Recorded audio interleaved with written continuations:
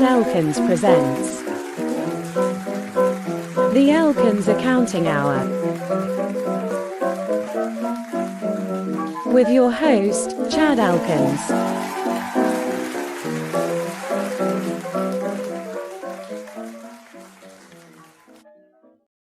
All right, Mr. Clary, how are things? Good. Finished the car for I was this just year. going to ask you about that. Yeah, what's going on with it? I did as much work as I'm going to do on it this year because I want to drive it around. And the thing with old cars is the more you try to repair them, the more you realize there's a very fragile, seal or gasket or tube or hose, and then you got to repair it. So I've done enough, and now I'm going to leave it be, and then next year I'll crack in on stage 2. But I'm done with. That's why I got a nice shirt on right now, is because I'm not dirty or getting my hands filled with grease and grime. Has anybody ever told you that you have the best life ever? A couple people have, yeah. I don't know if I got the best life. I think you do. It's up there. I won't deny it. It's like Sterling Cooper. I think he probably had it better, where he was paid to have sex with multiple women. I mean, yeah. It's just me. That's just my opinion. Even he got sick of that job, but I think it's pretty good. Yeah, I think it's up there. Yeah, I was just thinking about that because I was like, I'm living my best life now because, it's June. I don't have to do anything. Like, life is good. And I'm just like, you know what? I can do work if I feel like it. So this is what it's like to be Aaron Clary every single day. It's just it's not bad. There's a lot of work involved, but I'll tell you this: if I had just like a rink-a-dink house, right? If I had just kept my old house, because it was already fixed up by generations before, it would have been a lot easier. But now finally coming around, I can kind of get back maybe to that stasis of having fun. But yeah, this year's going to be 2025 has already been way more fun than the previous 4 years.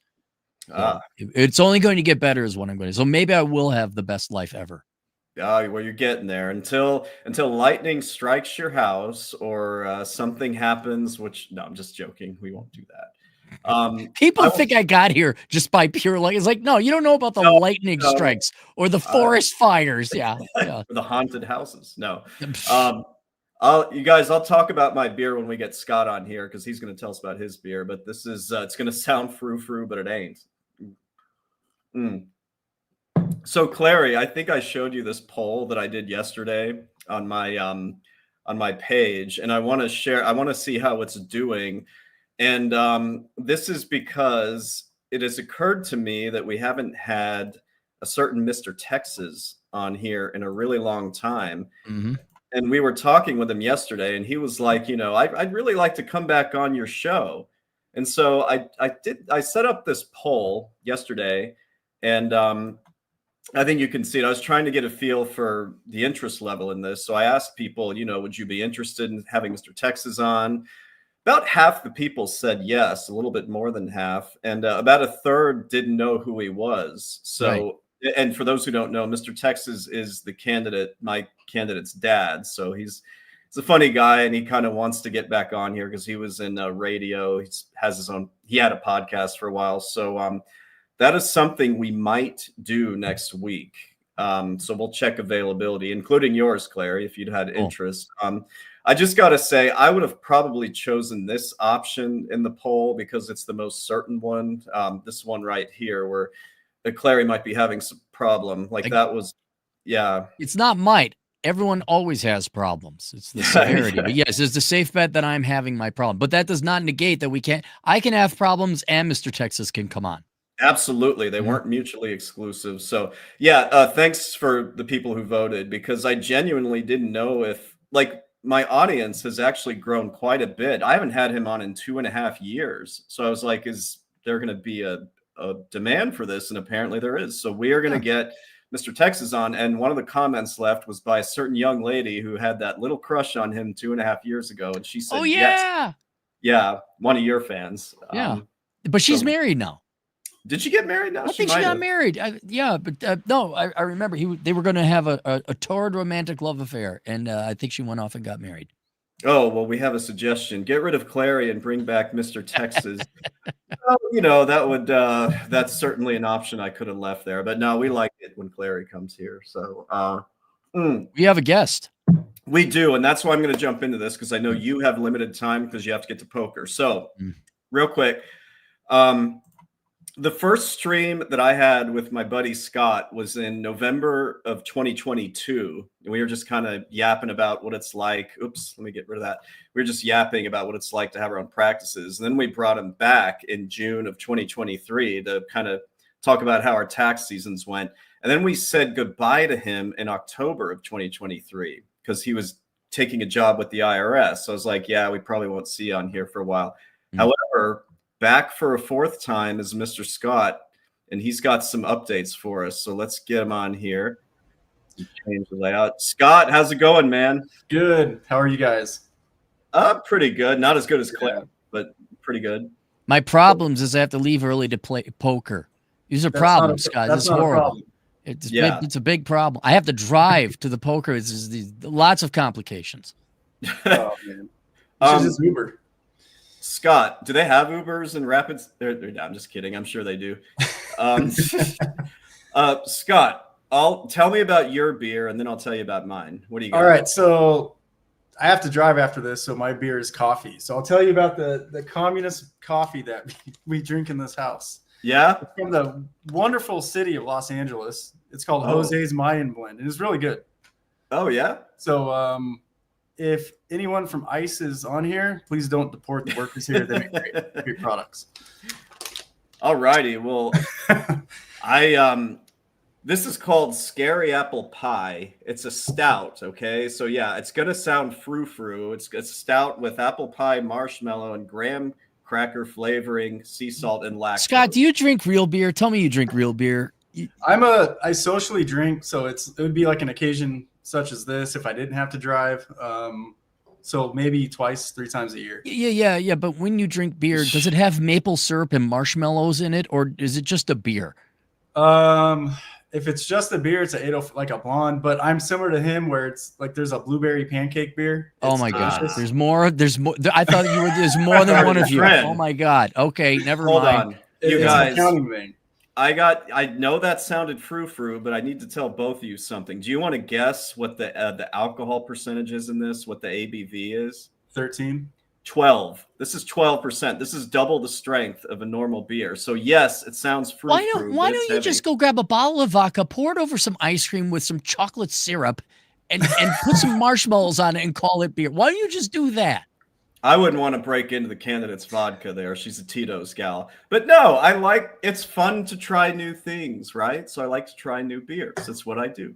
So anyway, Scott, I don't even know where to begin, man. Like, I think most of the audience probably remembers you, at least the long timers, but give everybody kind of a summary about how we found each other and where you were a couple years ago, I guess almost 3 years ago, and how things went. Yeah.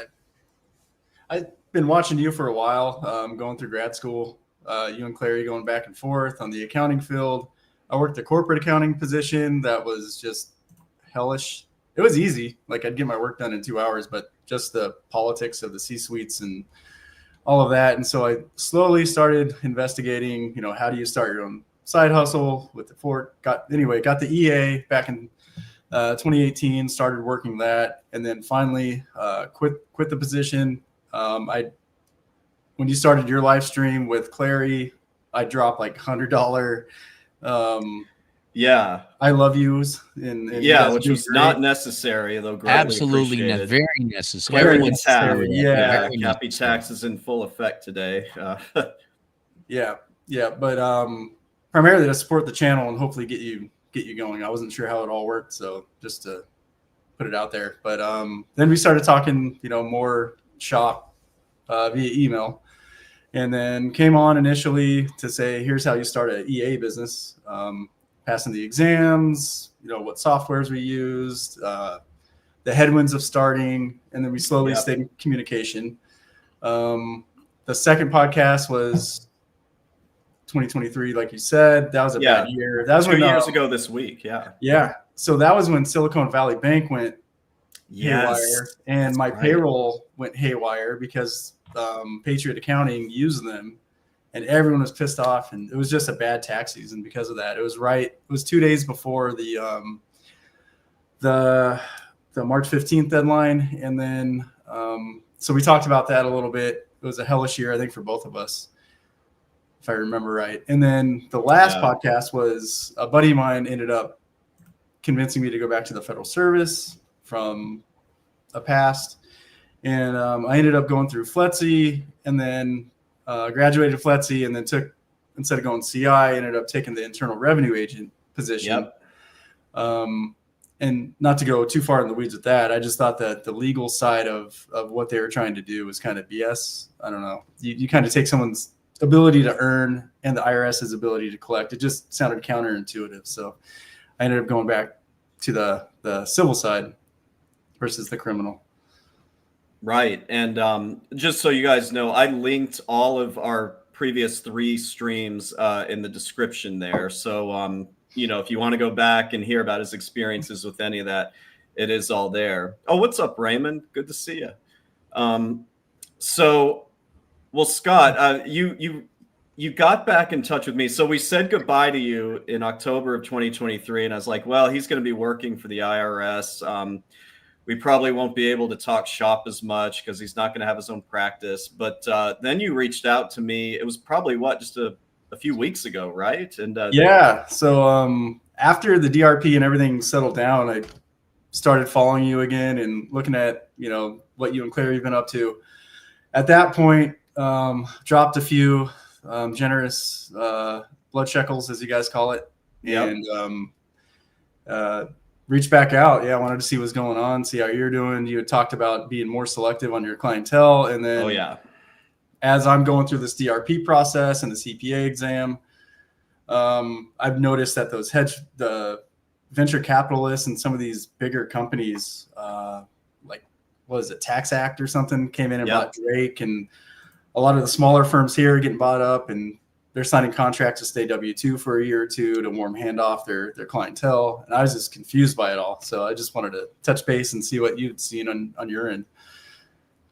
Yeah. And you guys probably caught this. So you are in the process of studying and taking the CPA exam. So give everybody the status as far as that goes. Yeah. So I'm 2 out of 4 exams. I've taken TCP and Reg. So I took those back to back. They're fairly easy because they mirror each other. And so I took audit, the score release, pass fail gets released on Monday and Tuesday next week. So I'll be down to 1 exam at that point. Give myself probably 3 or 4 weeks to try to blow through it and see how that 4th test goes. So trying to get it done by the summer before the DRP ends.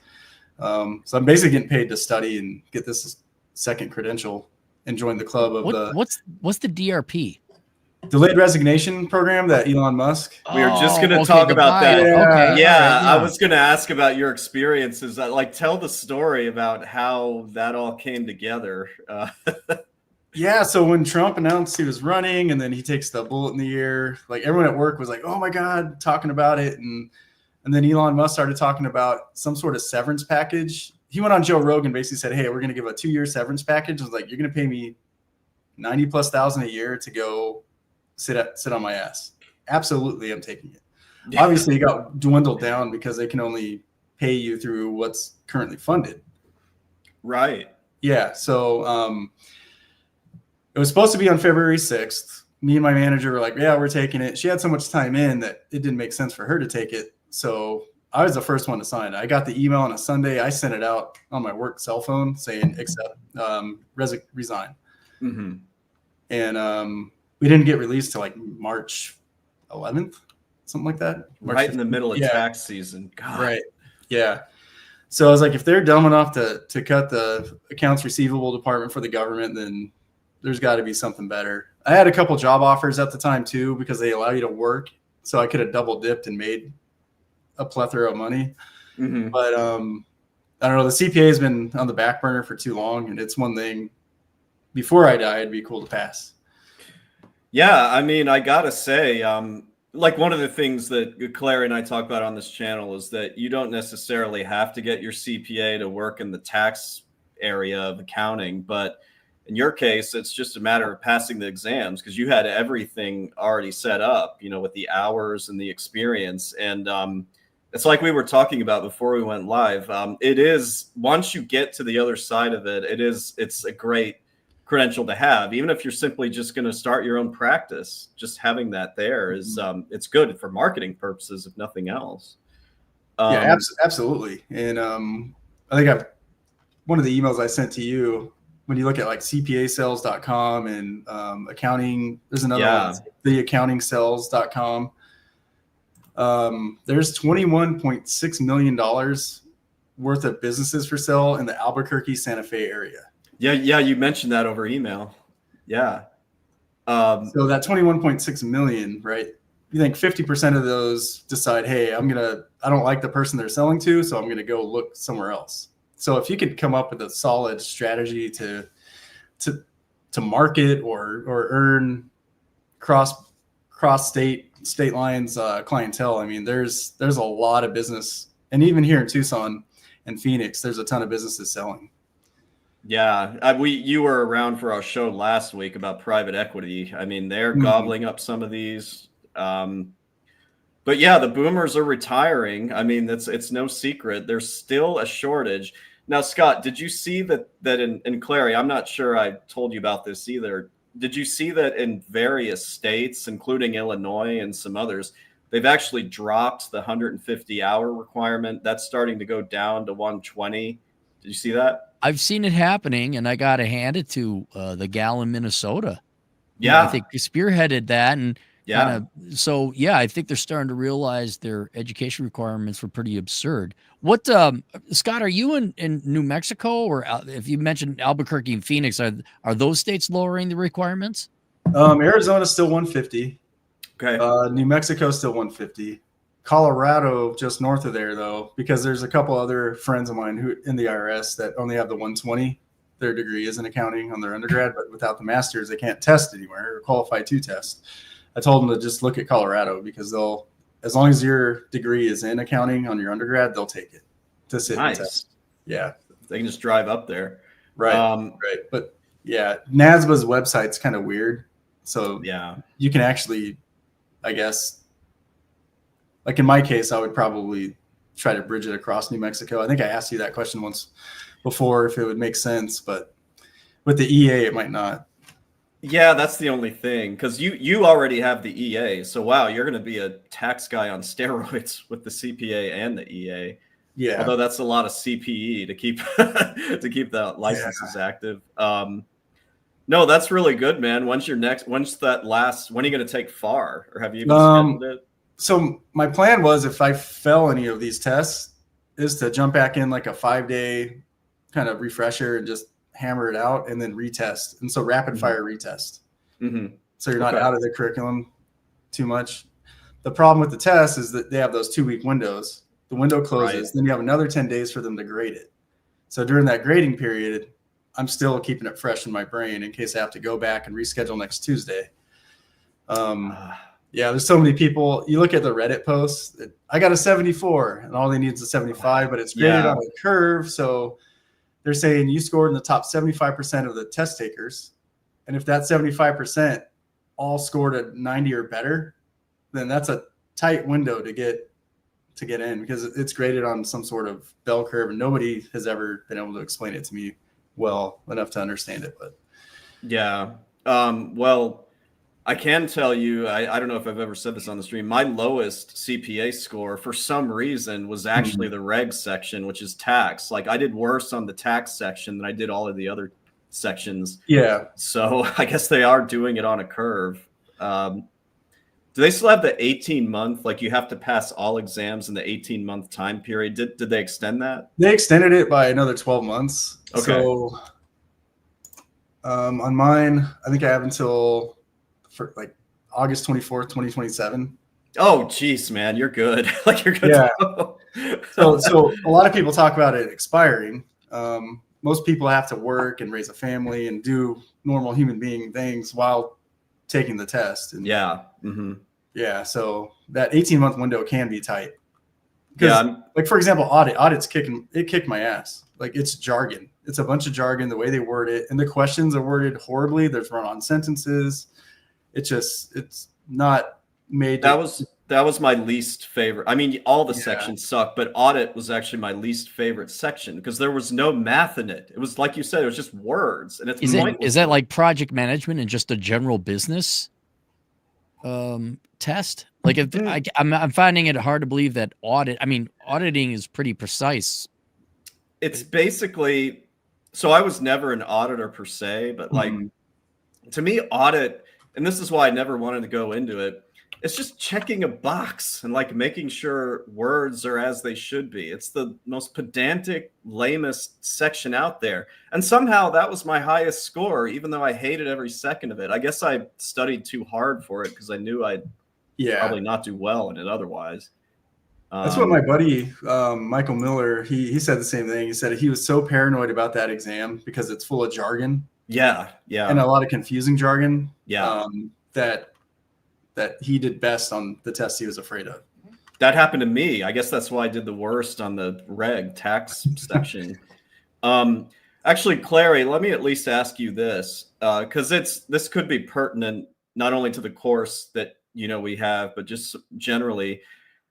Would you ever recommend the CPA to somebody just off the bat? Like maybe they're coming to you saying, I've already majored in accounting. I've already got, the required hours in accounting, something like that. Like, have you ever given out that advice to just, if someone already has the seating requirements, you might as well, because you put in all the hard work. Yeah. It's a rigorous test, but yes, if you got the credits to sit for it, yes. But if you're brand new, I'm awfully reluctant to go for the CPA just on account that you can go get your enrolled agent examined, unless you wanted a corporate route or you needed that prestige. I'm not against it, but there's easier ways. Yeah. But I mean, Scott, I think you're doing the right thing because I mean, you already were eligible to sit for it. You've got all this experience and, I mean, you're going to have it by the end of the year, which is pretty cool. Like you'll be putting that on your website and your business cards and everything. So I wanted to, Harvey, Clary, Harvey. Wait, well, God Almighty, what, we got to bring in one of his own for him to make an appearance?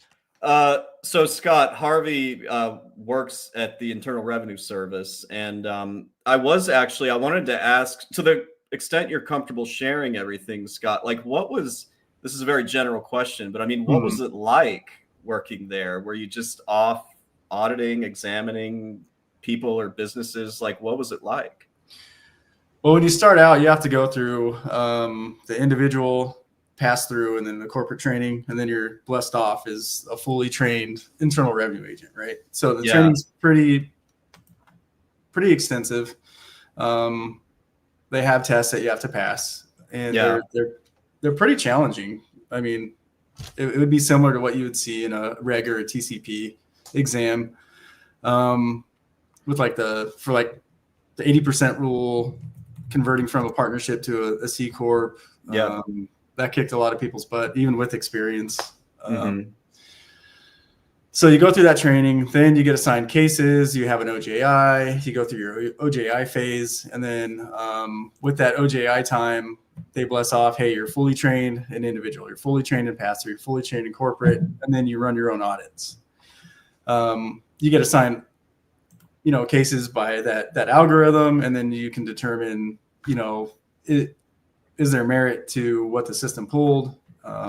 Do you want to survey the case? Do you want to actually go through a full audit? For the most part, it was your discretion then about whether to proceed. Then you still have to justify your position to your management. But if it was a high net worth individual who's paid their fair share, for example, and I don't know, on a K1, something flagged on donations, right? For the separately stated items, then that would trigger an audit for that item, right? And so most of the time when you're making $15 million a year, if you look at it as a percentage to income, the 200 grand they donated was immaterial.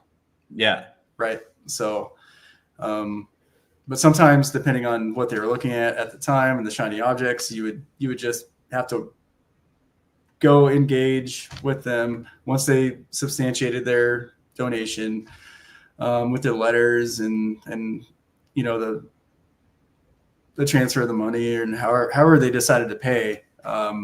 You'd close it pretty quickly. But that's one example, like high net worth donations. So, but a lot of times if it was immaterial, you could choose to survey it, give it up, and then get another one in there. That's going to be more material. For example, what would be a C corporation that had professional fees at 78% of total income, and the income was $2 million.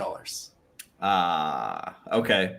And what you'll see is that would end up going back to an individual schedule, managing properties. Gotcha. Yeah. Okay. So, were you, obviously we're not going to ask about specific cases. We can't do that. Right. Yeah. But how, I know this is a general question, but how often were you like out in the field conducting these compared to when you were in the office? Although I suppose you were probably working from home too for some of this. Oh yeah. I mean, I went as far as Yuma, Ajo, Phoenix. Yeah. So, and we're down in the Southeast. So, I mean, all of those are 1.5 to 2 hour drives. Yuma is further. It's 3 or 4 hours, depending how fast you drive. Did they give you a G card for this? A government card? You go out of pocket and submit for reimbursement, but okay. Yeah. Based on here's what Scott, you know where Gila Bend is. Yep. Gila Bend. Chad doesn't have a driver's license. So I he have doesn't a driver's license. Oh, he has a driver's license. I happen to not have a car. It's in the middle of nowhere. I mean, you could take a piss on the side of the road with your pants down around your ankles, and no one would know. No one's gonna care. Gila Bend, Arizona. Let me see. Yeah. It's what is it? Highway 8 and 10? No. 8 and right there. Yeah, Highway 8. Yeah. Okay. And then you shoot past Casa Grande, and about 30 minutes down the road, you get the Gila Bend kind of bypass. Wow, that is in the middle of nowhere. Geez. Yeah. Point of Rocks. Okay. So they would send you around the state then periodically to look at these things, right? Oh, yeah. Yeah. Okay. That was a fun part of the job. And getting out of the office and going on the field. Yeah, getting the hell out of there. And then you get to meet the business owners. You get to do walkthroughs. You get to know them, really. Were any of them pricks like, oh, screw the IRS? No, not at all. They were all really nice and very forthcoming, and all the documents were always shared. And yeah. Wow.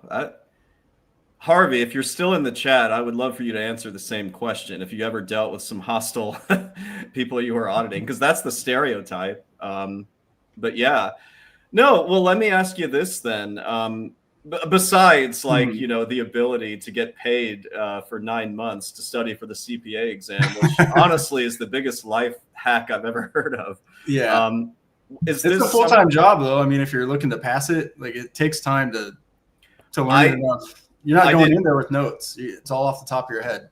I did nothing but study and take those exams for 6 months after grad school. I didn't work. I was basically just like, I'm doing this now or it ain't going to happen. Right. So it makes sense that you did that. But I guess what's interesting, to the extent that you're comfortable discussing it, what leads you to think you'd still rather go back and do your own practice again instead of getting back in there with the feds, which you probably could do at some point if you wanted to? Yeah, at some point. I think for me, man, it just 42. I get tired of dealing with bullshit every day, having to commute in, and going back to Cappy's podcast when in some of his economic evaluations of municipalities, of eliminating traffic on roads. Yeah. So you don't have to repair them as much, and the useful life of the roads would be greater. Everyone's kind of rescinded the whole work remote now, and so they're forcing everyone back in. And so you'll see an organization like Pima County, the city of Tucson, and a big FQHC, a Federal Qualified Health Center. So you have probably 6,000-7,000 people converging down 3 or 4 roads into downtown. And so there's that. And then I just kind of missed the private practice. It was fun. You know, you get to find the clients, you get to work with them. Learned a lot the first time. Yeah. You know, who not to take, and then listen to kind of your lessons learned and Cappy's advice for running a business. I would do things differently now, definitely. But when you get started and you don't know any better, you're just trying to get anything that's thrown your way.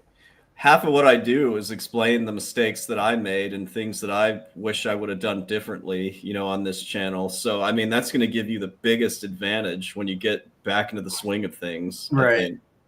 Yeah. And then, so my oldest plays club softball, and I ran in, there's another team that I work with, or that she plays. And so I ended up working with the head coach. She's at ADP as like a VP or something. And so, she ended up picking up some of my payroll clients. Nice. And she's like, dude, you got great feedback. I don't know what you did, but they all said they missed you. That's right. You were doing payroll. I still can't stomach. I hate payroll. Like, if anything gets messed up, the state of Illinois will take your balls and just crush it. So I'm just like, I'm not going to do payroll. Yeah. Other CPAs say the same thing. They're not going to do it because there's liability there. Oh, it's a nightmare. Yeah. So, but to do it, I mean, one thing I pointed out to her is like, if I pick up a client, they're going to want taxes, they want accounting, and they want payroll. They want everything under one umbrella, one way or the other. And I was just going to ask you, like, now that you're back on the, you know, running your own practice pretty soon here, are you going to offer the same types of services, or what are you going to do? I would probably go back through ADP. There's programs you can sign up with. Yeah. Yeah, where you get some sort of percentage of. Oh, the referral reward. I've been a member of that since 2016. So I Clary, Clary, you know how when we first formed your S corporation, I was like, you know, I want to introduce you to my ADP rep, and she was hot. She was kind of hot. Yeah. She's about to get married. Said she was hot. I don't think I ever met you. Said she was, so I have to believe that she was hot. Well, spoiler alert, they're all hot chicks. That's who they hire in these roles. In sales? I know you know. In sales, hot chicks in sales? You gotta be kidding me. What's going on there? But they do this referral reward program. So every one of your clients that you sign up for payroll, they actually give you a bit of a referral reward, AKA kickback. So Scott, I'm glad to hear you're going to do that instead of do payroll, because it's so much better. Just, But I guess a roundabout way of like getting confirmation, hey, you're doing a good job, is that a lot of the clients were given, she's like, oh yeah, they miss you so much. And Kate says hi. And so you end up coming full circle. Tucson's a small, incestuous city. So are you intending to offer kind of like a full service accountancy?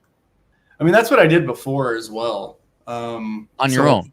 On my own, yeah. Oh, so I had about close to 300 individuals and about 60 businesses.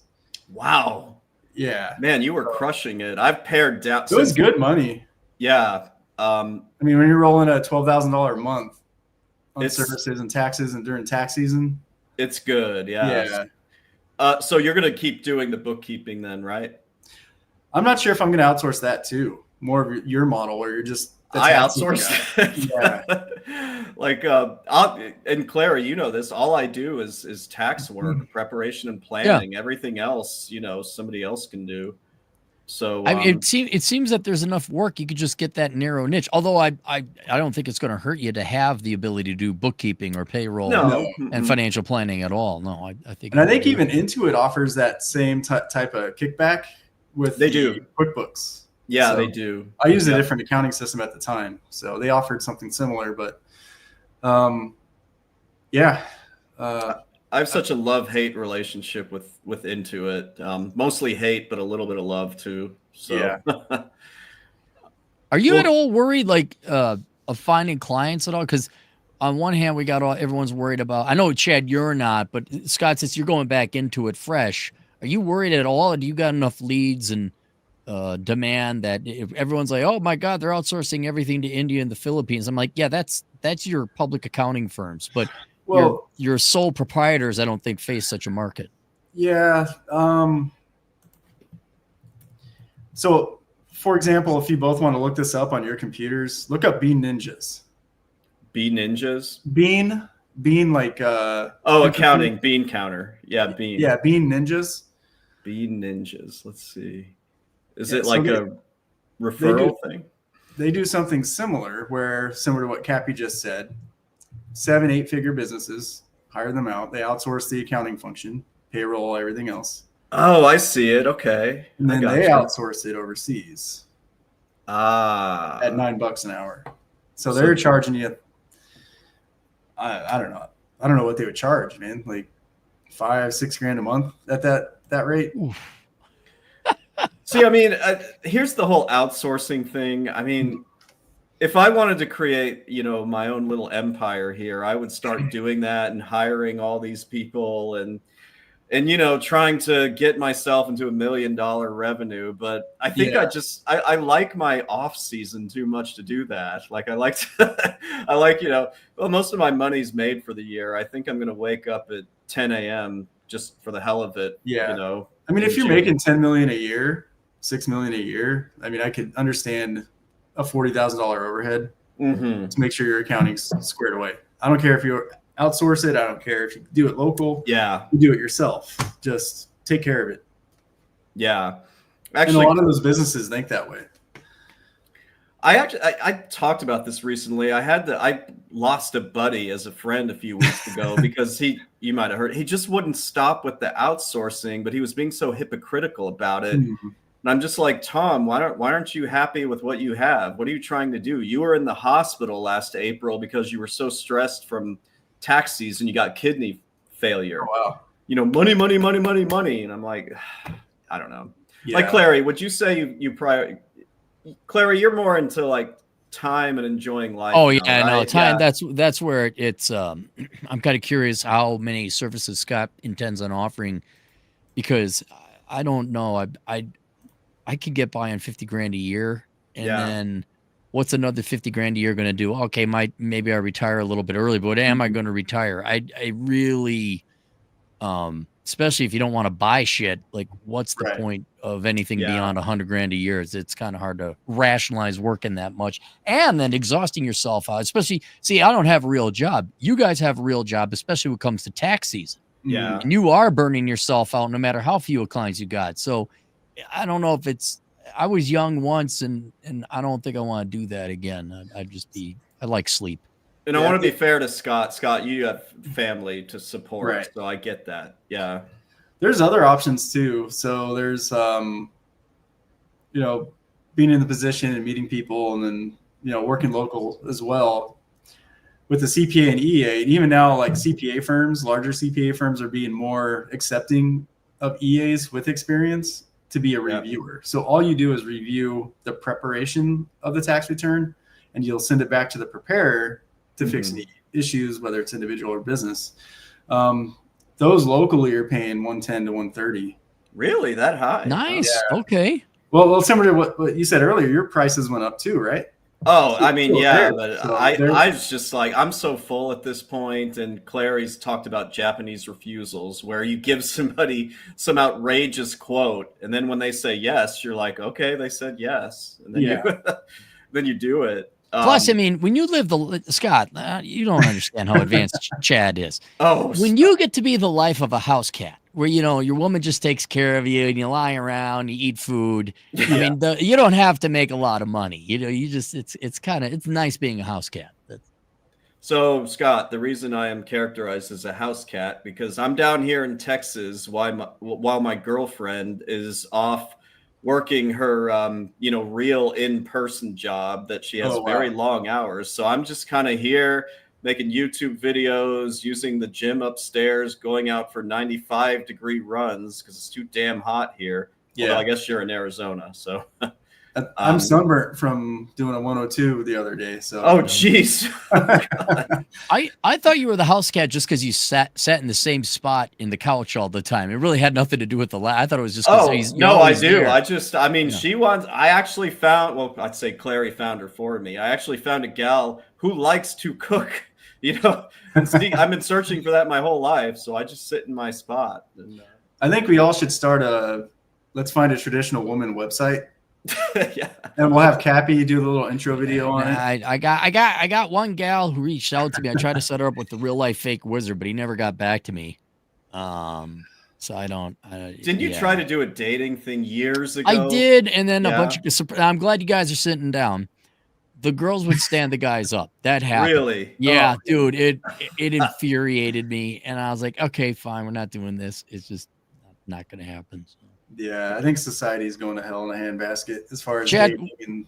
When your candidate reached out to me, I kind of read her the right. I said, "You're not fucking wasting this guy's time. There's none of this standing up shit. And if you got even the slightest bit of, I could cancel it. But you're not fucking with this guy." And it seemed to work, but it worked well. I mean, I think what also happened, Clary, I want to be fair here, is that you would try to get the guys to take some initiative and either engage or visit these women, and they wouldn't do it. So we have to say that too.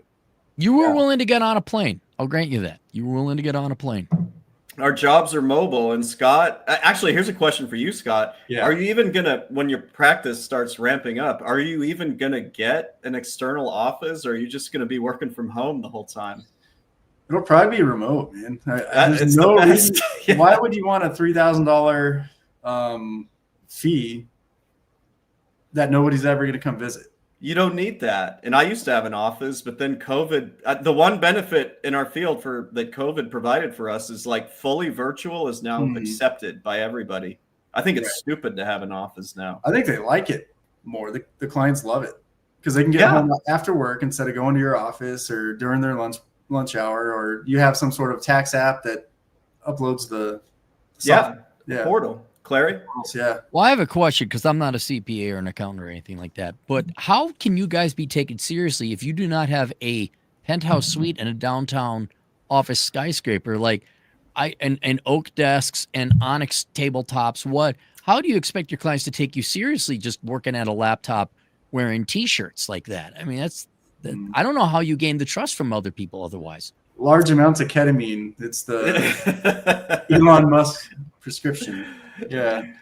Well, I will just say that boomer generation, the boomers that Clary, loves so much, even though he's part boomer, they are the only one. Nobody cares about at least in this industry, I just don't think anybody cares about in-person stuff anymore. Now, Clary, you liked my office, right? When I had it had a Humphrey Bogart film noir downtown, smoking cigarettes, talking to myself kind of feel. I liked it. It was very cozy. Well, I have a little secret. It's not a secret because you already know this. I had made the mistake of moving in with Cuddle Wookums at that point. That was just to get the hell away from her when I needed to. So that's my ex-girlfriend, Scott. So I mean, it was a great office, but I can't imagine dropping, $1,000 a month for no reason. There's just pointless. Yeah.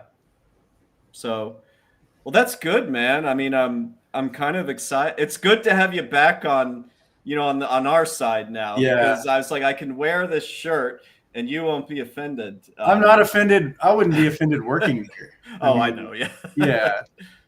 Here's the thing, man. Like, if you get people from the private practices or the firms, like, you're going to get more reasonable accountants versus the folks who've only worked at the IRS since they're 22. That's true. I don't know. They understand that, hey, running a business isn't always an easy thing. I don't know. You can kind of smell the BS and understand, hey, we don't need to look at this one. Just kind of let's take our resources and apply it to something that's going to be meaningful. That actually leads to my next question. Because I've wanted to ask you this. Was there anything that really frustrated you about working for them? Antiquated systems. Antiquated systems and processes, redundancy, and minimum income probes. Just you do the same calculation 52 times across the entire audit. How old were the systems? Like 30 years old, 40 years old? It was proprietary. I don't know when it was developed, but from what I was told, it was in the 80s. And it was 1987 was what I heard. It kept going and going, and nobody could actually decode the language because they weren't alive anymore. I will defend I don't know, whoever, Elon, I think said this, despite them trying to cut everything, the IRS desperately needs to upgrade its technology. I would support that 1,000%. They have to. It's getting ridiculous. I think you would still need someone to actually go in and look at, the book to tax reconciliations. Yeah. I don't know, the materiality of the entire audit as well. I don't see an algorithm ever picking that apart, AI or not.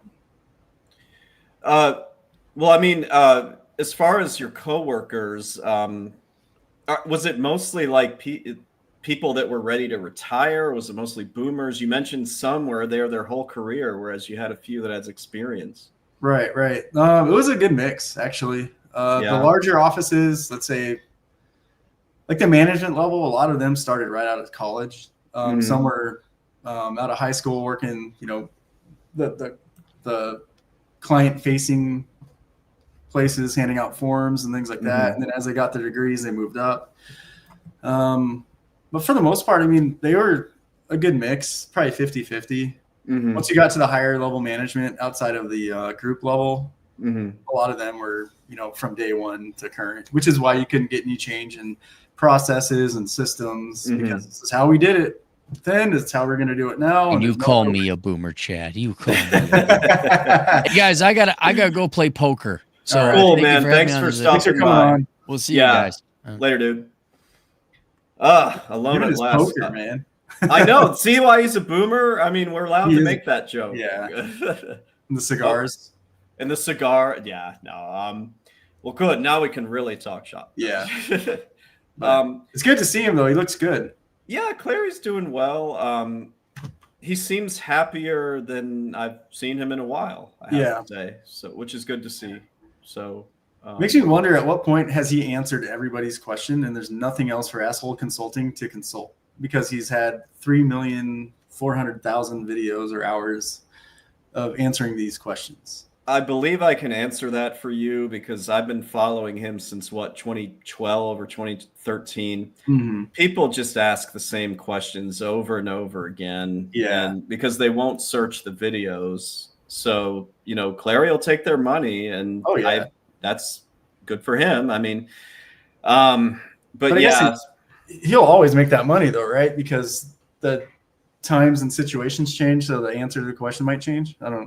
That's why I was saying I really feel like Clary cracked the code of life here. I mean, I hate to give him a compliment, but I really do feel like he's living one of the best lives of anybody I know. So I'll give him credit. Yeah, good for him. But yeah, man, it's just I gotta admit I was excited when you emailed me because I was like, oh, I thought I lost Scott forever to the feds, It was just busy, like going through the training phases and then working your cases and then life and everything else, transitioning and going back and forth from Georgia. And I just didn't have a lot of time to entertain the podcasts and do my own thing. And I did want to ask, not to get too personal, but like, was that tough for your family, you being in Georgia for those weeks? Like, it was horrible, man. Well, fortunately it was October. So if anyone ever decides to go that criminal investigator route, whether it's an 1811 with the IRS or anyone else, do it like October to January. Because it felt like every third week was a holiday. So I'd fly home. Yeah. Nice. So I got the American Airlines card because we were flying out of, the heck was that airport there? Savannah? Jackson. Oh, Savannah. Yeah. Savannah. Yeah. So I'd fly from Savannah or Jacksonville, whichever one had the cheaper ticket. And I could actually drive. Once the course got released, we can actually make it to the airport on time. Savannah had the later flights. So most of the time I was out of Savannah. But you dealing with a marriage and 3 kids and all that stuff. That's why I was like, that's gotta be. It wasn't bad. It wasn't not bad. It wasn't as bad as it could have been, right? It could have been 3 straight months, not very many breaks. We had 3-day weekends. It felt like constantly. Perfect. Yeah. How long was Thanksgiving? FLETC, it was it 2.5 months? And then you had the IRS add-on. Luckily, so about 3 months total. Okay. FLETC is the training program for criminal, right? Right. So people know. Yeah. Yeah. So you got the basic course, and then you have the IRS add-on, which is another 3 months. So it's about a 6-month window that you're gone. Jeez. Luckily, I got offered the civil side in the middle of the IRS add-on, so I was like, all right, I'm out. See you later. So Okay. yeah. Oh man, you really have come full circle. It's nuts. I'm kind of impressed because, man, I mean, you said you're 42. Like, whatever you decide to do from this point forward, the optionality is just crazy. You can go back into the feds. You can see how the private practice thing goes. Right. It's phenomenal. And you'll have well, I don't know how the government works. Like, you may have a pension. I don't know. You probably weren't there long enough. Yeah, you have to do the 20 years to get the deferred. That's right. That'll be 62. Those who have 25 or greater, I think, can collect as early as 57, depending on what the rules are and when you came in. But I mean, whatever. I plan on working my entire life until I either go brain dead or have a heart attack. Like, in some capacity, because I've seen more people live longer that are still, I don't know, working, volunteering. Yeah. I'll never retire. I may semi-retire. I may like totally scale down, which you can do too. And yeah, but doing this, I mean, if you already have all of the knowledge of like how to do it, obviously the tax code is always changing, but you know, you just keep up with the changes. And I mean, they're not backfilling all of the boomers that are retiring in this field, Scott. Like, you're going to get full very quickly, and I mean organically. It's not going to be you needing to buy out a practice or anything like that. I was just looking at the attrition rate at that 21 million in that little area, and you know, the number of dollars for sale currently, the attrition rate, and how many. If you take an average return at $1,000, how much is actually going to be out there for the grab?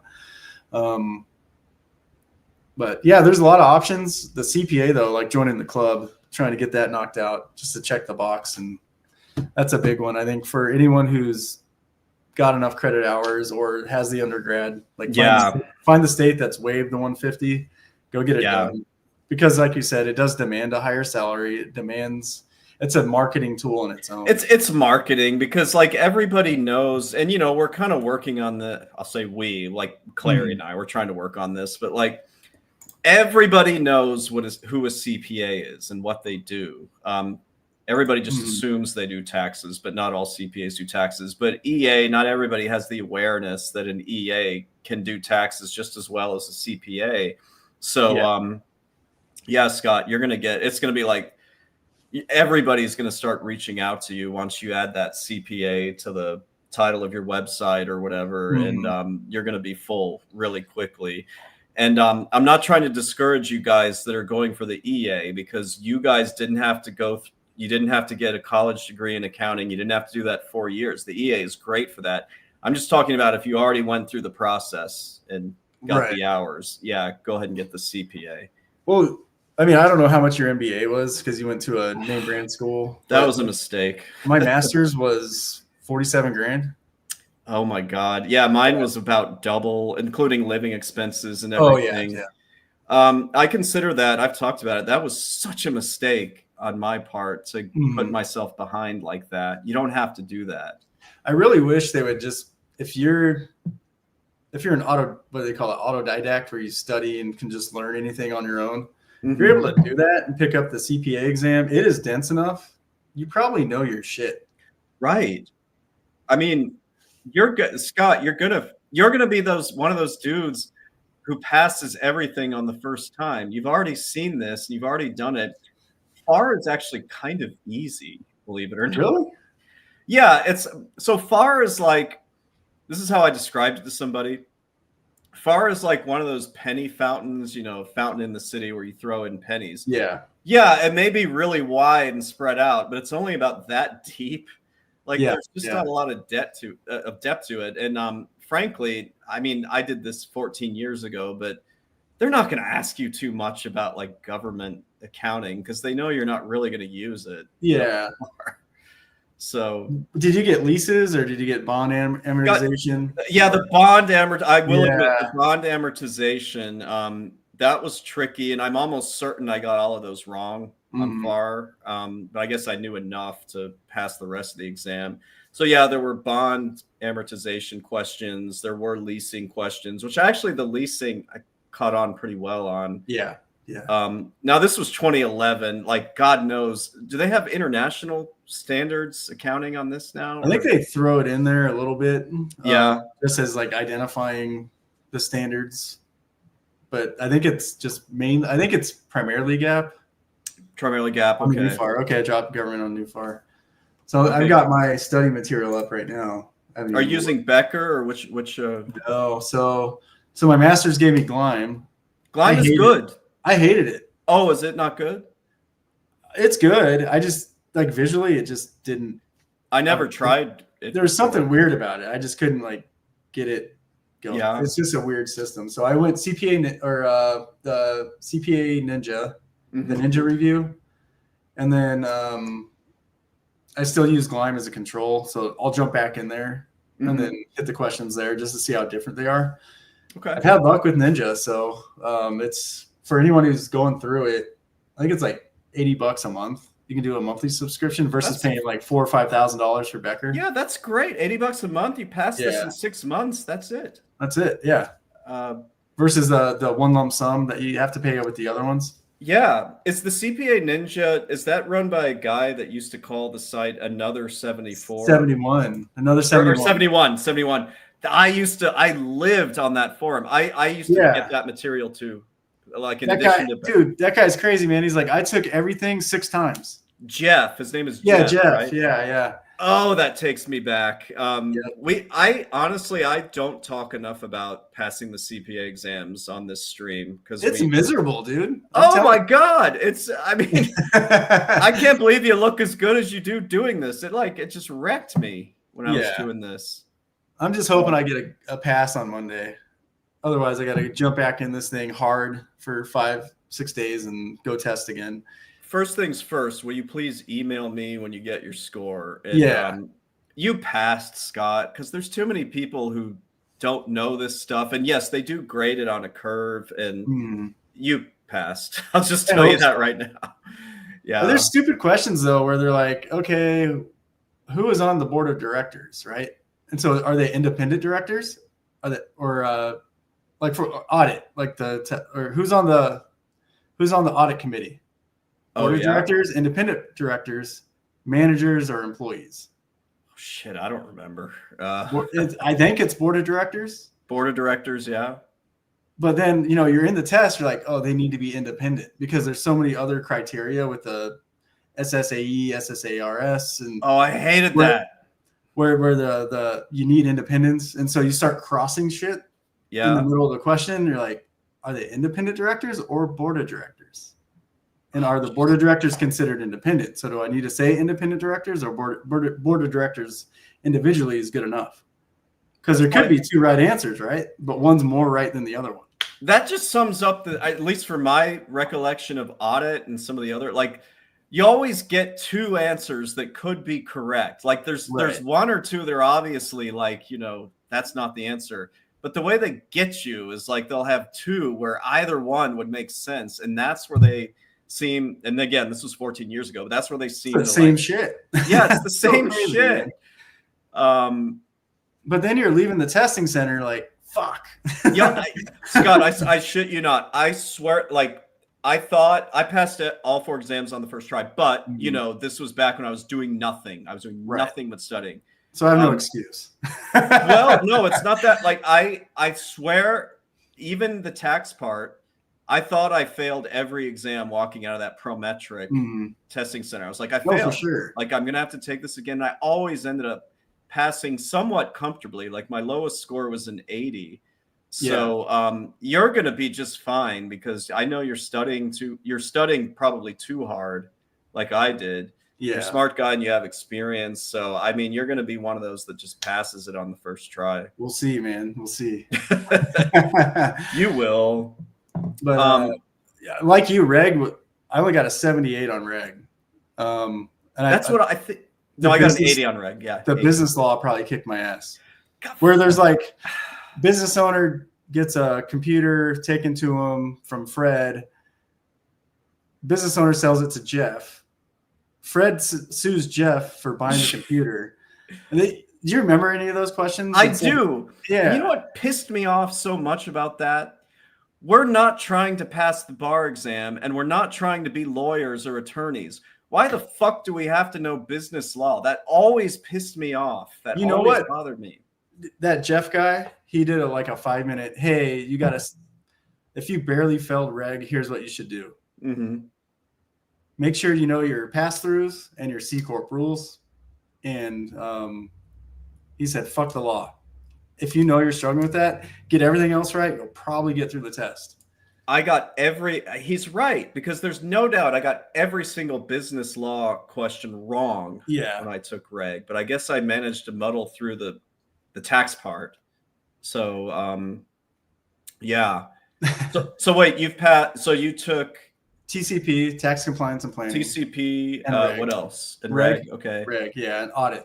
So audit you're going to find out you passed audit on Monday. You will find out you passed audit on Monday, and then it's just schedule that FAR exam and knock it out. Yep. Already paid for the test. So I have my 90 days to schedule it. Excellent. So I'll get a date on the calendar, and I'm super superstitious with it too. I don't know if you were the same way, where it's the same testing center, the same time. Yes. I've worn the same clothes every time I go. Dude, I'm stupid with it. So I took all of them in downtown Chicago. There was a Wendy's right next to it. After every exam, I would like go there to the Wendy's, and I would just pig out on everything, like Frosties. That was my superstition, was just like engorging myself on Wendy's. And it worked, because I did that after the first exam I took. So BEC isn't around anymore, but that one was horse shit. I hated that one. Yeah. And that was, so I was superstitious about it. Yeah. So I'm the same way. Audit, I don't know, man. I know an auditor who failed it 3 times. So I'm like, am I that, I don't want to be mean, but am I that retarded? You're not. The thing is, you're not. And I'm telling you, I had no there's no reason why audit should have been my highest score. But I overstudied for it, and you probably did too, if I had to guess, because there's no math to it. It's just language, and it was really frustrating to take, like really frustrating. I was actually kind of happy about it, because they started throwing compilation. It was like one question after another about compilations. Oh, really? Yeah. So those are like the easier ones to remember versus publicly traded companies with some of the other requirements that they have to deal with. God, I just, you're taking me back in time here, and I'm just man. Oh my God. Scott, you got another 15, 20 minutes with us? You good? Yeah, sure. Okay. I'm still just drinking. The girlfriend's not back from work yet, so just hanging out. Oh, cool, man. Yeah. I sent you the DRP. I don't know if you checked your email. I sent you the DRP contract. Check it out, man. Yeah, let me check this out. It was pretty interesting. Got it. Okay, good. But I was gonna say, everyone they're like busting people's balls for that. Like, it's giving people opportunities to get back in shape. It's giving people opportunities to take exams such as a CPA. You're getting paid to study. Yeah. But everyone busted Elon's balls about it. And it was a very generous program that allowed people that, if they weren't happy, could go do something else and double dip. Yeah, exactly. It gave the government an opportunity to cut staff. And then, I don't know, it was a win-win for everyone. The government got what they wanted. And at the end of the day, if the IRS doesn't have enough people, then you're probably going to get away with some stuff. Right. I mean, right. So you played it perfectly from what I can tell. But I don't know. Everyone's got their social justice opinion online, and we all deserve this and we all deserve that. And employees shouldn't be riffed, or they shouldn't be cut because they're probationary. And I don't know. It just got silly there for a while. Yeah, there were some, which I do have some sympathy. I actually felt bad for the ones that had just signed on. And I thought that was kind of wrong. Here's one for you, though, because we had a handful of those in our region, that if you're given the opportunity to get a get out of free jail card. Like, Yeah. hey, there's a 90% chance I get fired tomorrow, or I can take this program and get paid for a year. Take the program. You take the damn because program. At the end of the day, even if it was fluff and we all got laid off, at least you had that in your back pocket, right? You took a chance. You're in the same boat at the end of it. Yeah. And what was sad is that the management, I guess my opinion of the management was shit, because a lot of them had the retirement card. Mm-hmm. We couldn't play that. The employees who were just hired couldn't play that, but they were told, oh, we're gonna have your interests, your best interests in mind. You don't need to panic. The union's got you. The union was worthless too. They couldn't stop any of this stuff that was going through with regards to the reduction in force and the probationary employees. So it was one of those things where everyone was confused. There was so much information to take in and understand that the easiest thing to do for me, I was like, I don't care. I'm going to go take this exam and get 6 months off. Dude, you did it perfectly. Yeah. I mean, it's probably nice being home, You can... Oh, yeah.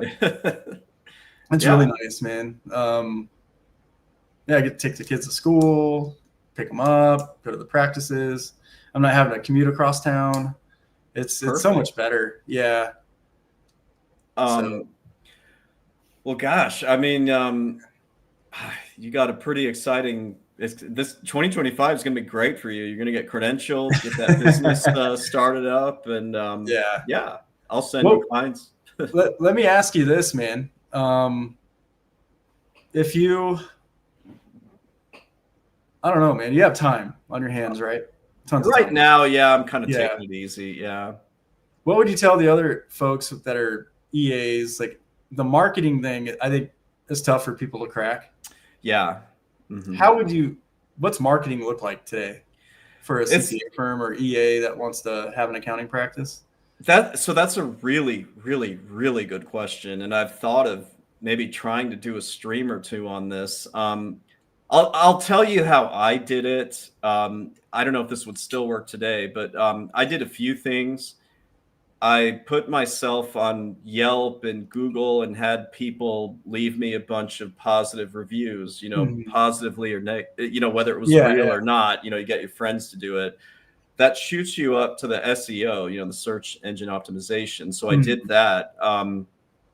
This part might make you laugh, Scott, because it's Chicago. I had some of them include certain woke words, because it's Google, so that'll get you to the top. Yelp is obviously woke, so I had some of my friends say inclusive. I had them say diverse. You use their system against them essentially. Now this was back in like 2016 and 17. I don't know if that would work now, but the other thing I did, and Scott, you might have done this too, if memory, are you technically licensed to do financial planning too? Did we talk about that? Yeah, so I have the Series 6. Yeah. So the Arizona Producer's License for Insurance, Series 6, 63, and 65. Yes. So I'm not licensed to do that. But what I did was 2 of my grad school friends still are financial planners, and they were kind of getting started too. So I was basically like, let's work together. You send your clients to me for tax prep, and I'll send the clients I get that may need some financial planning. I'll send them to you. And that worked out really well for a few years in terms of growing. But right now, God, how to market. I did a stream on this a couple weeks ago. It's good to find a niche. You had a niche back when you were doing it the first time, on your own. So being niched really helps. What do you think? What are some of your ideas? I don't know. My ideas was just to get started one way or the other. Learn how to build a Facebook or the Instagram, X, Twitter, all that stuff. Social media. Yeah.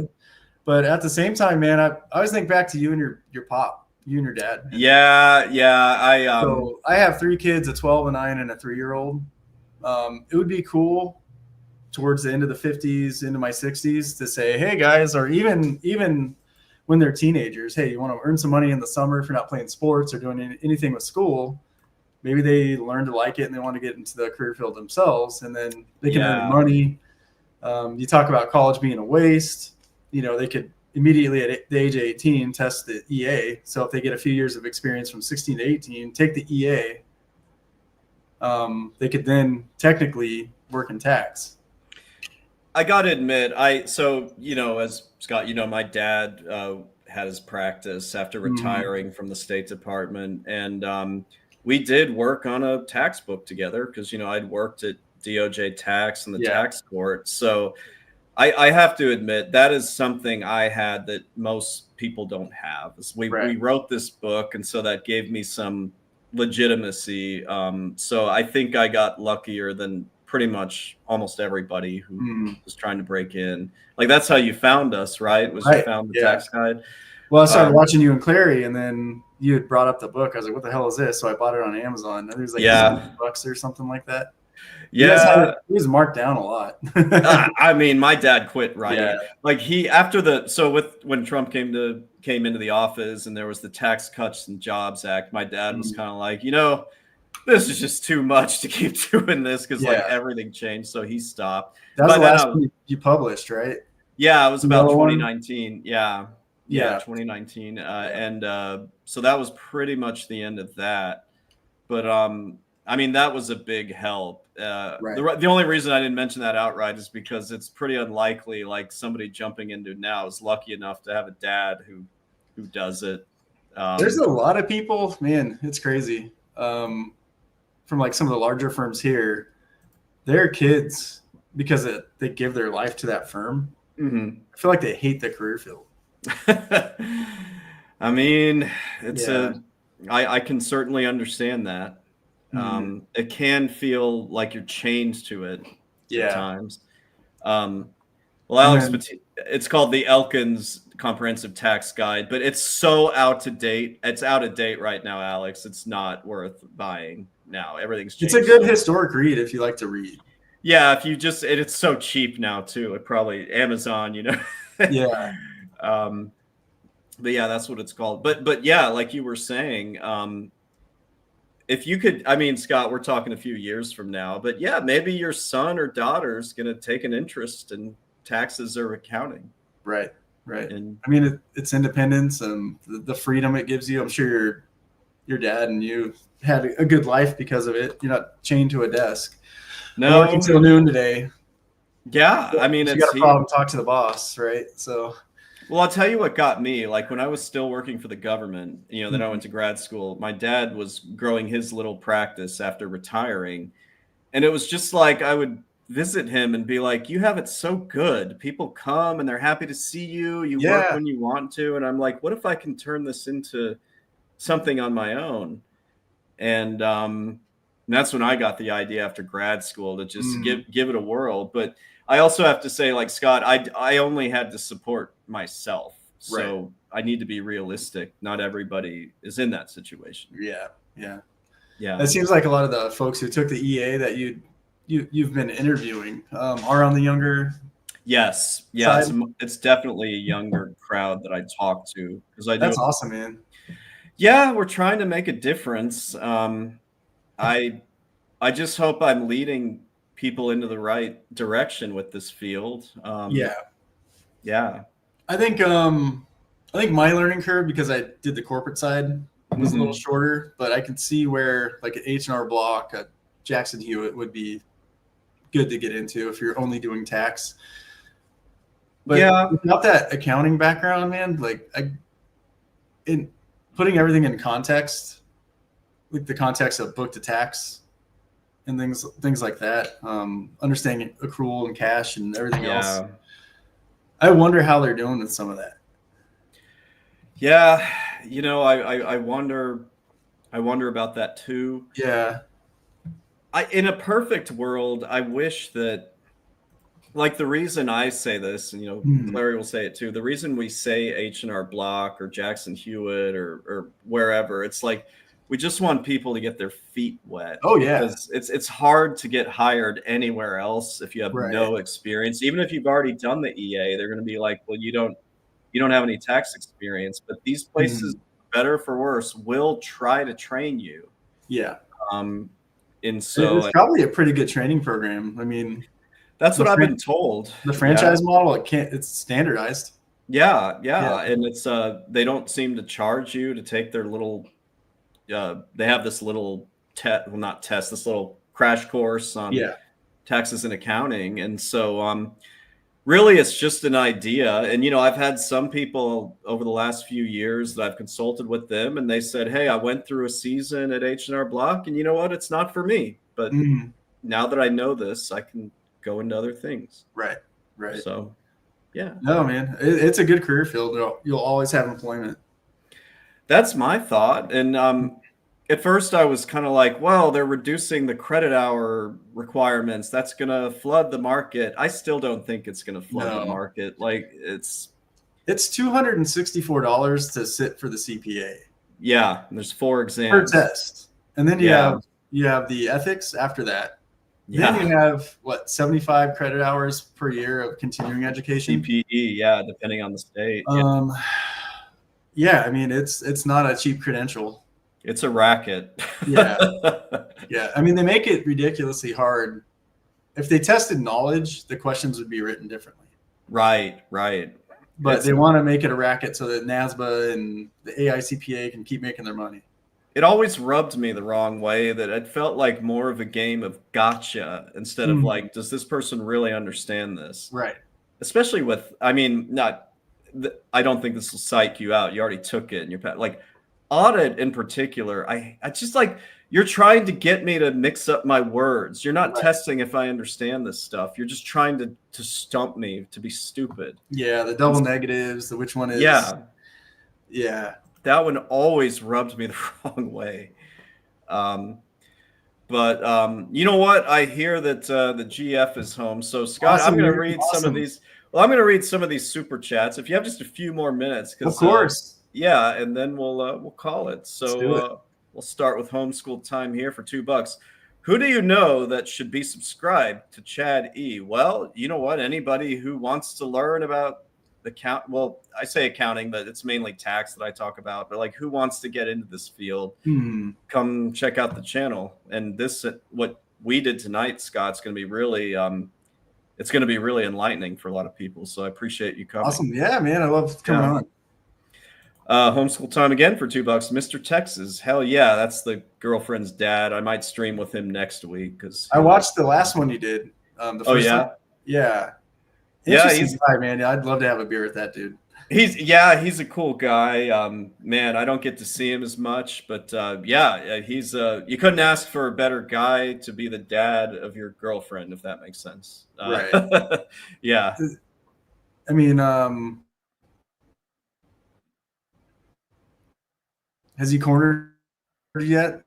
To like, when are you gonna pop the question? He hasn't. Well, so he hasn't so much. He hasn't like pulled me aside and been like, when are you gonna do it? But he knows I'm here enough that I am committed to this. So he seems to trust that I have good intentions. So hey. Right. Homeschool time for another awesome, $2. I'm happy for you both. Well, thanks, man. Hold on, Scott. Can you hear me? Can you hear me, Scott? Okay, good. We were having a little hazy. We're good then. Yeah. Homeschool time for $2. Mike's Hard Lemonade is 8% alcohol by volume. Your wife likes it. I don't really like those types of, White Claw is hard seltzer. Mike's Hard Lemonade, it's lemonade. I'm just a beer guy. And well, Scott, you were telling me you hadn't had a beer in a year. Good for you. I'm glad I didn't corrupt you tonight. Oh yeah. I have a 4-mile run this weekend and it's up and down. So I'm trying to be good. And then I have to drive here shortly. So God, I hope that's not in the heat that you have to do that. No, 5 a.m. Okay, thank God. I mean, I'm not a morning person, but running in the heat I'm not good at that. Yeah. Raymond, thoughts in mind. I think he's actually still live right now. So hopefully he'll see this one later. For $20. Thanks for all the invaluable information, gentlemen. I'll catch the replay. Well, thank you, Raymond, and I'll send you a text and thank you for the super chat. Sailing Samantha's for $5. I'm not sure how I feel about Tax Act, but they do work with Linux. I'm tempted to avoid Microsoft. Hmm. Do you know about any of these? Tax Act. It's kind of like an Intuit. It's a web-based. I think it was TaxWise that bought Drake. Yeah. And then Crosslink, Intuit. You use UltraTax, if I remember right. I actually use ATX. ATX, okay. But I've seen UltraTax. Okay. It looks like a good program. But I think everyone's got some sort of web-based. Yeah. Where it's a server, external. Like you don't have to worry about any of this operating system. Were you using a Pro Series, Pro Connect? Which one? Drake. Are you using? I had one client I used Drake with only because their depreciation schedule was so large. It was cheaper for me to bill them for the software plus the fee. And they made enough money. It didn't matter to them when I picked them up as a client. But I used Crosslink. It was all web-based. Crosslink. Okay. Yeah. Believe it or not, Scott, I get that question all the time in email. People are like, well, what program should I use? And I really don't know what to say. I'm just like, I use this program. I've used it for 13 years. I'm not going to switch because it would be a pain in the ass despite the increases in price. So maybe I should do a stream on that sometime. Sailing Samantha's for $5. I'm planning to possibly take some of my own clients this year while I continue to work for H&R Block. No advertising, just word of mouth. Honestly, Scott, I think word of mouth, whether it's like the coaches for your kids, softball team, like you're going to get clients word of mouth very quickly. I mean, you know this from before. Right. Yeah, word of mouth is perfect. And especially even at H&R Block, I mean, if you have good customer service skills, they're probably going to, if you just drop it in a conversation somehow and not get fired. Yeah, they picking enough people up. They used to have non-competes, what some guys would tell me, but those were either made illegal or not enforceable. So I wouldn't worry about that these days. Ooh, we got a huge one here from Homeschool Holy Time. cow. $50. Homeschool Time. You don't have to be this generous, man. I appreciate it. That's too nice. With Clary not being here, subscribe to Super Chad E. Like, click button. Science, tech, engineering, math, STEM. Cross-reference sine wave with data analytics and arbitrage the result. What could you do? Hit goals, men. December arrives fast. Can I borrow $50? Cheers. Homeschool Time, you're way too generous with this. He's graciously served as my moderator from the time I started this channel. So he does not have to send me super chats. And thank you, man. But, you never have to do this. I just appreciate you helping me out with this. And thank you. Bunker Rush says for 10. Scott, well, you've already answered this, but, what materials are you using for CPA prep? You said it was Gleim or... So my master's program, Gleim, I hated the format of it. So I went to Ninja CPA. That's the one, yeah. Mm-hmm. Yeah, it's got a lower barrier to entry. For topics you're struggling with, the questions are, for whatever reason, for TCP, and I'll tell you, I mean, I took it 3 months ago. Ninja CPA review was close to as verbatim as you're going to get. Really? On those questions. And then I know we're not supposed to say this. Know the 80% rule, no conversions to C Corps, whether it's at a gain or a loss from a partnership or S Corp. You're going to see stuff like that. So the 80% rule is the biggest thing it tested that I saw. I got to give Jeff credit. He really seems to. I mean, I was on that forum and on that website in 2011. In fact, I used to get in fights with people in the forum comments. Right. Because I would just be so angry at having to study all this stuff. And, anyway. I hear you, man. It's tough. But, yeah, TCP 80% rule. It mirrors reg if you've already taken reg. The partnership and S Corp questions are the easiest. Yeah. Yeah, by far. Go to another71.com, I assume, is still the address. Can I drop a link? Am I allowed to drop a link? Yeah, absolutely. Yeah. Do I join the chat on here? You can put it. Let me do it on my cell phone. Let me do that. Yeah, if need be, you can do that, or you can put it in the private chat, and I'll just drop it. Okay, yeah. Put it in the private chat. I'll drop it for you. Yeah. Okay, cool. It did help me out a lot, and I remember how miserable those days were. So let me just add that. So we'll show it.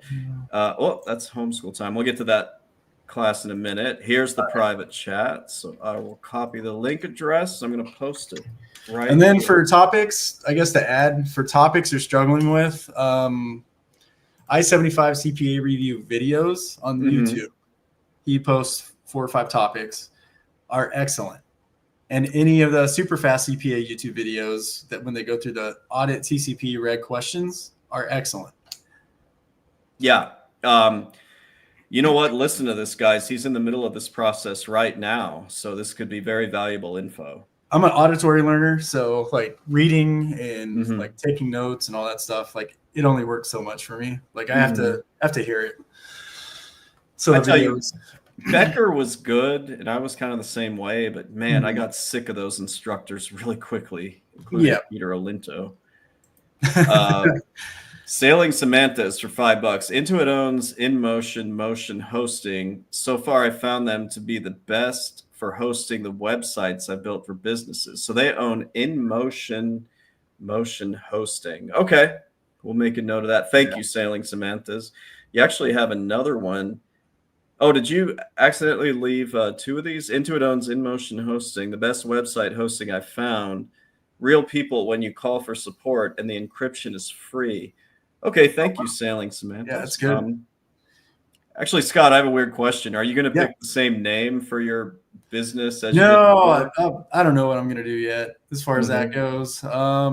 Something simple. Hatch CPA for my last name or something. I don't know. Keep it short. Keep the domain simple. Well, I would recommend that you add a little bit more foresight and imagination to what I did. I am Chad Elkins CPA LLC, which is nothing. Yeah. So, but most of the larger sole practitioners, I mean, they all keep it pretty simple. Yeah. I mean, I think the mistake I feel like I made in doing this is that, maybe I'll venture out into other business areas outside of CPA, but it would feel weird to include them under my LLC if I'm just Chad Elkins. So that was why I was like, maybe I shouldn't have done that. But yeah. And then lastly, we have Chronosis for $5. Thanks, Chad and Scott. Been watching you two for a while. Just finished first semester of accounting classes, and I'm intrigued by doing the EA and the 2-year degree. Thanks. Well, listen, man, I just want to help people, and which is why I was so happy Scott was willing to come back on, because I knew he could be able to share some really good insights with this. And I'd say the EA and the 2-year degree, go for the 4-year eventually. It's just a barrier to entry. If you can't start your own business, and H&R Block and Jackson Hewitt aren't a long-term career move. They're get your foot in the door career moves. You're gonna want that 4-year to be able to walk into a larger regional firm. Right.